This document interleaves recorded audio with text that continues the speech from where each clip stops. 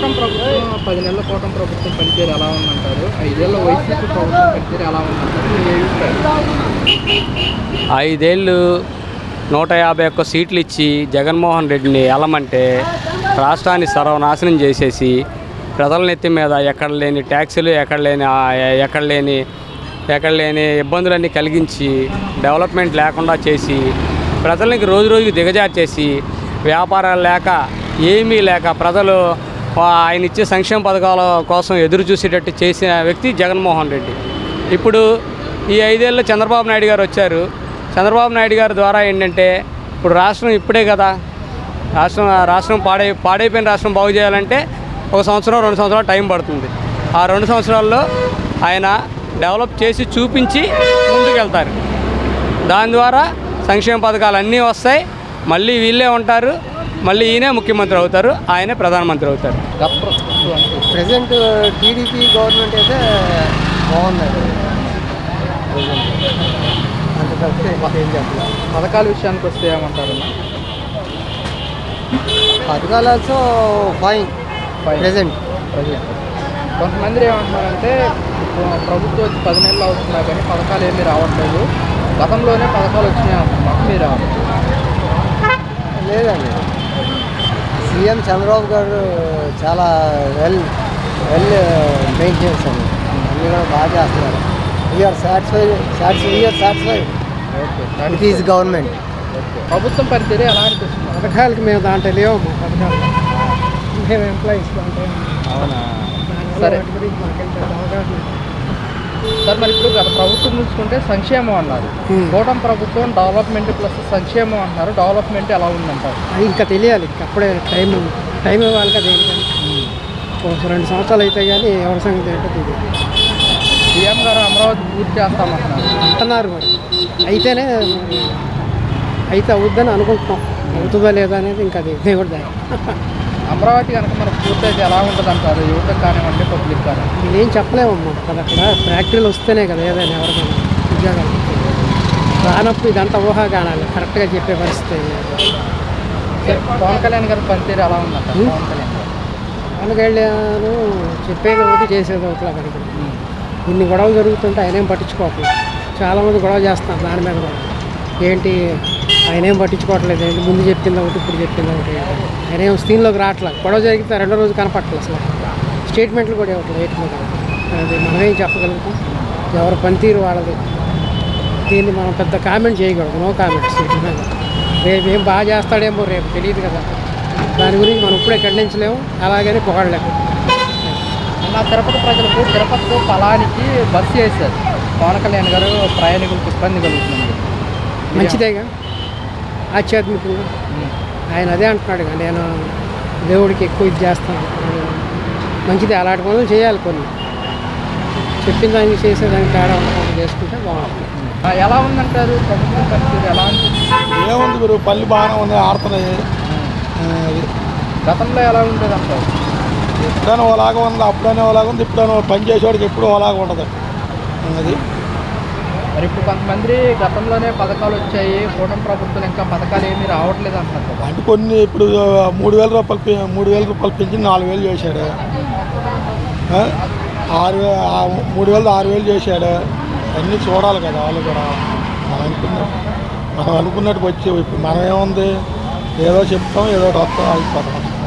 అది పవన్ కళ్యాణ్ గారు ఎలా ఉందంటారు? పవన్ కళ్యాణ్ గారు పనితీరు ఎలా ఉందంటారు? మన పవన్ కళ్యాణ్ ఆయన కొత్తగా వచ్చాడు కదా, నిదానంగా ఉంటుంది. కొత్తగా వచ్చినోడికి పాతగా వచ్చినోడికి తేడా ఉంటుంది కదా.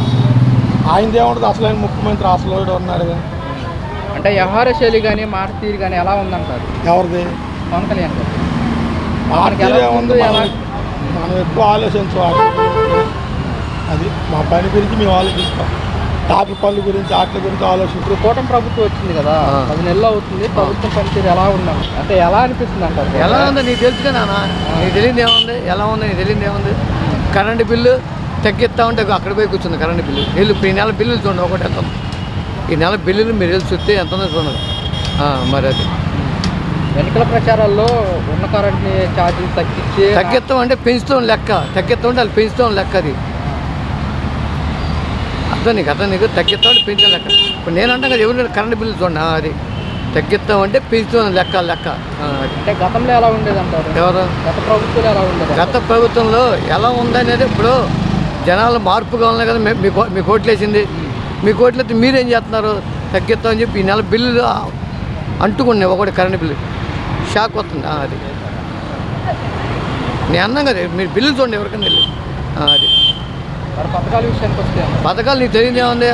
అమ్మఒడి ఇప్పుడు 2 సార్లు పడింది, ఒకసారి కదా 2 సార్లు పడింది అమ్మఒడి. అమ్మకు పడింది, పిల్లకి ఇద్దరు పడింది 30 ఏళ్ళు. అమ్మఒడి మీకు తెలియదు ఏముంది? 15,000 కదా. అమ్మకు కూడా వేస్తున్నారు. ఇదివరకు బాబు ఉంటే అమ్మఒడి వేసి పిల్లలు పంపించడానికి అమ్మకు కూడా వేస్తున్నారు. 30,000. మరి ఇంకా ఎవరో పథకాలు ఏమీ రాలేదంటున్నారు కదా. అరే మీకు వచ్చి అమ్మ నీకు తెలియదే ఉందనా? మీకు ఒక్కరికే వచ్చినాయి? మా దేశం అంతా వచ్చినాయి పథకాలు. అబ్బో డబ్బు బట్టలు నొక్కుతూ అన్నారు, వాళ్ళు నొక్కమని తెలిసింది. అవునా కదా, నువ్వు చెప్పు. అంటే ఈ పథకాలు ఇంప్లిమెంట్ చేయాలంటే రాష్ట్ర ఖజానా ఖాళీగా ఉంది. ఏమండి ఖాళీగా ఉంది లేని అనేది ఎలక్షన్ ముందు మీకు తెలుసుగా. ఇప్పుడు నువ్వే కొత్తగా రాలేదుగా బాబు, నేను కొత్తగా వచ్చాను, నాకేం తెలియదు అనుకుంటా. నువ్వు కొత్త 40 సంవత్సరాలు అనుభవం కలవాడు. ఏమి తెలియదు వస్తే బాబు ఆయనకేం తెలియదు, కొత్తగా వచ్చాడా అనుభవం అయిపోయి కొంత టైం పడితే. 40 సంవత్సరాల అనుభవం ఉందా నీకు? ఇంకేం చెప్పు. అంటే టైం పడుతుంది, రాష్ట్ర ప్రజలు అర్థం చేసుకోవాలంటారు. టైం పడుతుంది. ఇప్పుడు నాకు ఆకలి వేస్తుంది, నేను తినాలి. రేపు పంచపక్ష మరాలను పెడతా అంటే నేను బతుకుండాలి, నువ్వు పెడతాకి. ఇప్పుడు రాష్ట్ర ఖజానా కళ్యాణ సంగతి నీకు తెలుసు, నాకు తెలుసు. ఫ్రీ బస్ అన్నారు, ఫ్రీ బస్ ఇప్పుడు జనం ఎక్కిపోతున్నారు తెగలు. ఇంకా స్టార్ట్ కూడా చేయలేదు. వరక అగా నానా మాట చెప్పామంటే నిలబెట్టుకున్నాడే గొప్ప మనిషి. నోట్లో నరలేక మాటలు అందరు ఇస్తారు, 100 నెరవేర్చేది హామీలు. ఇప్పుడు కరెంట్ బిల్లు తగ్గిస్తా ఉన్నారు, నువ్వు తగ్గొద్దు, అలా ఉంచు చాలు. ఖజానా ఖాళీ ఉన్న సంగతి మీకు తెలుసు, తెలీదా? ఇప్పుడు ఎలాగలాగా కూర్చోవాలి ముందు, తర్వాత జనాల మాటలు వాళ్ళు ఎవరు వాళ్ళదే, మన ఎవరు మనదే. రాజకీయం ఎలా ఉంది చెప్పండి నాన్న, ఒక వ్యాపారం, అన్నింటిలో కల ఒక వ్యాపారం. వచ్చే 2-3 తర్వాత సంపాదించుకుని వెళ్ళిపోయామా. నిక్కచ్చిగా ఉండేది ఒక వాటర్ ఒక్కటే, ఆయన గురించి మనది అనుకుంటాం, ఆడికి గెలవంగా దాంట్లో చెప్పైపోతున్నాడు. అన్న కదా. పవన్ కళ్యాణ్ గారి పనితీరు ఎలా ఉందంటే చిన్న మాట.